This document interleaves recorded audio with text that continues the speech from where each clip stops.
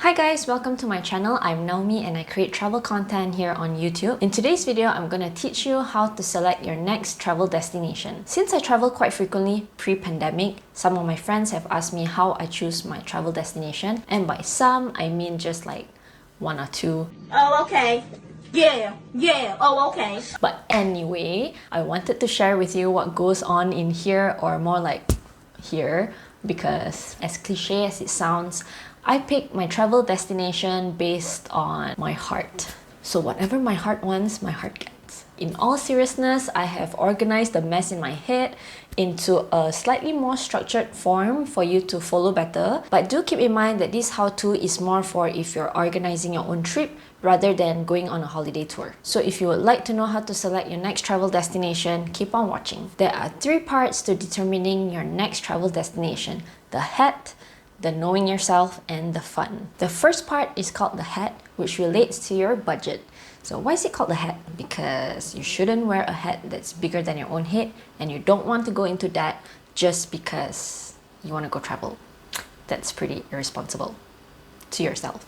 This is where you go and check your bank account and see how much you have to spare, and ask yourself questions like, how much do you want to spend on this trip, and how long do you want this trip to be? If you have a limited budget, the more expensive your trip, the shorter your stay is. And if you go for a cheaper route, you can stay even longer. The goal is just to stretch your money to its fullest so you can maximize your holiday. So how do you know if a destination fits your budget? The key is to gauge. So this is where you do a little bit of research on a few destinations that interest you. Personally, I would start with the flight tickets because that is a bulk of the expenditure. So I would go on Skyscanner and put in the destination that interests me. And for the date, I would just put a rough estimate. It can be either something that I already have on my calendar that I plan for a getaway, or it can be just random, just to have a gauge on how much the ticket prices are. I will usually sort it by best because it gives you the best duration, the best price, and the best airline. As in, Skyscanner will take all these factors into consideration and suggest to you the best flight. And then I will also sort it by the cheapest to the most expensive just to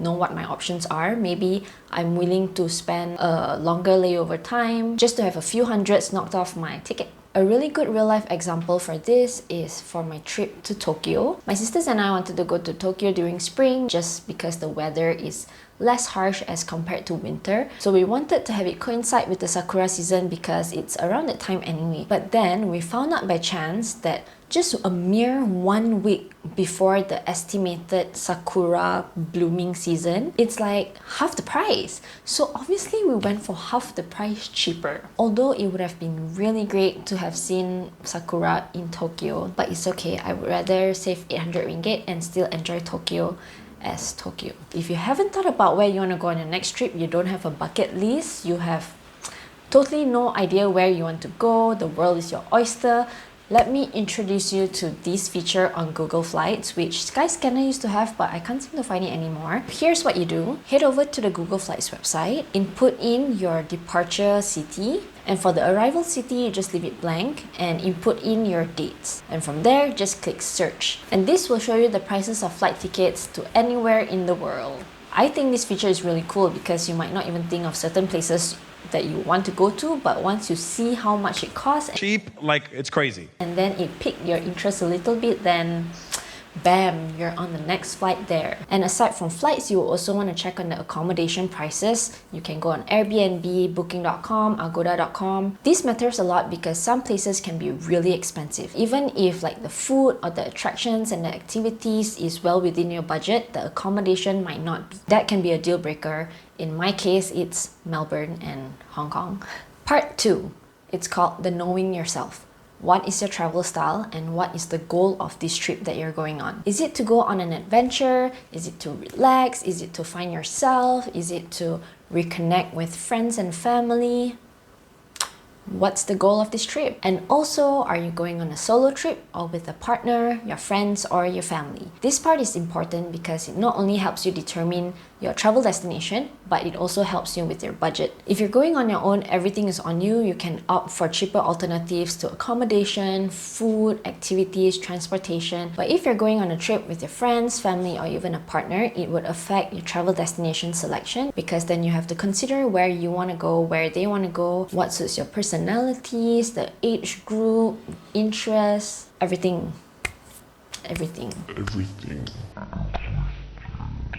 It will also do your finances well because then you'll have more money to spend on yourself because you'll get to split the cost. Thinking about your next trip, will you be meeting friends and family? Because if you are and you can bunk at their place, that will save you some money. That also helps you narrow down the destination because then you'll just think about where your friends and family are. For example, if I want to visit my friends, I can go to Sweden, Paraguay, South Korea. So that already narrowed down my options, and I'll just have to use these 3 tips that I'm teaching you in this video and decide on where exactly I want to go. And of course, really think about what you want to do. Do you want to relax?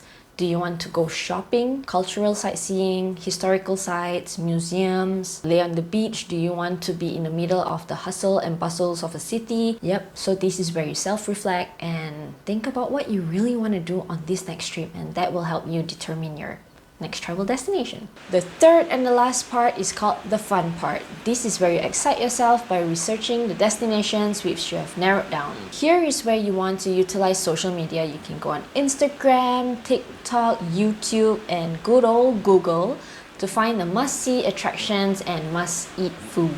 This is my favorite part of all because it gets me all excited and I'm tempting myself with all these beautiful food and places, and it gets me feeling like I must make this trip happen. So I'll look at all the fun stuff that I can do, whether it's pizza making class, trekking, strip show, places to see, food to try. Honestly, there's so much things that you can explore in one place. You just have to do your research. Try not to go to only touristy spots, but also lesser known spots where only locals would know. Don't get me wrong, I'm a huge fan of touristy spots as well. I am like the queuing queen.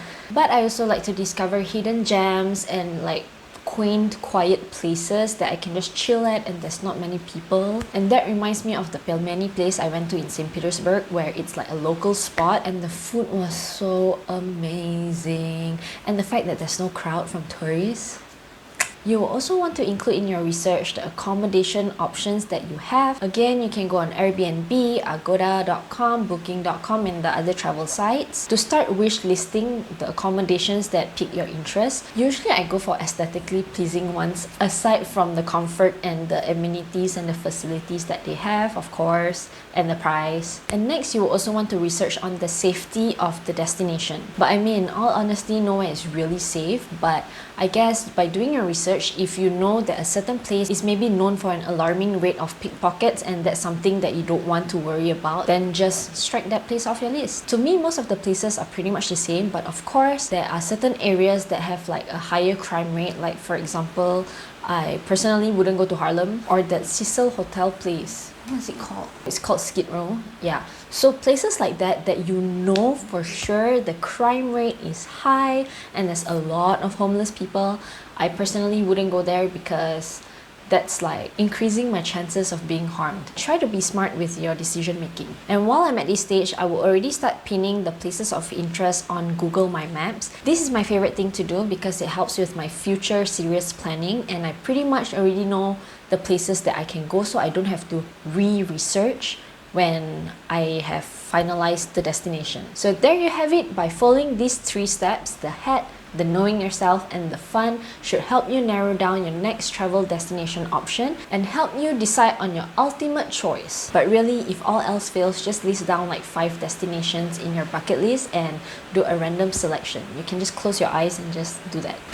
Easy. So let me know down in the comments where you would like to travel to next. Give this video a thumbs up if you found these tips helpful, and subscribe to this channel for more travel content.